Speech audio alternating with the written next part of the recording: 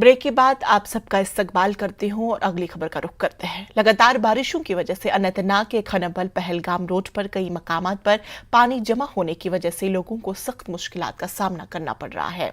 लादीपुल और general bus stand इलाके में शहरा पर पानी जमा होने की वजह से लोग तरह तरह की मुश्किलात से दो चार होते हैं। लोगों का कहना है कि नाकिस ड्रेनेज निजाम की वजह से मामूली सी बारिशों के नतीजे में इस तरह की सूरत हाल पैदा होती है। उधर शांगस के इलाके में भी लोगों को मुश्किलात दरपेश है। लोगों का कहना है कि कई मकामात पर प्रोटेक्शन बांध न होने की वजह से कई रिहायशी इलाकों में पानी दाखिल हो जाता है।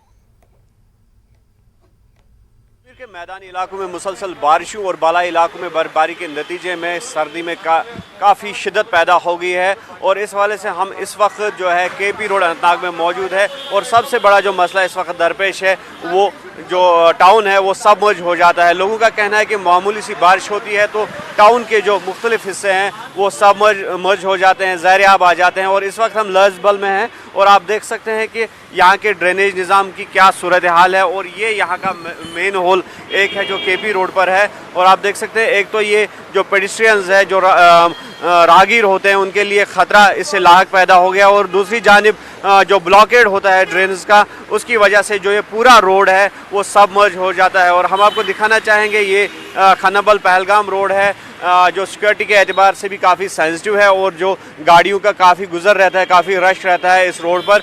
हमारी प्रॉब्लम है कि थोड़ा सा भी बारिश पड़ती है तो ब्लॉक होता है सब। मेरा दुकान है उधर, हम काम नहीं कर सकते हैं। ये ड्रेनेज सिस्टम फेल है। ये सरनल बाला से आकर इधर से पानी आता है तो थोड़ा सा पानी है तो ब्लॉक हो जाता है। अब रिक्वेस्ट है हमारी गवर्नमेंट से कि प्लीज़ इसको क्या करना है कर दे, लेकिन हम प्रॉब्लम में हैं। फायदा की फायदा यही क्या गई खुद सहालब मेहरबानी कर गवर्नमेंट इस्ता कर तो ये तो योर या ट्रैप दिन बोन बच्चे कॉल मज प्रॉब्लम सॉल्व तोतान गई प्रॉब्लम सॉल्व कहीं।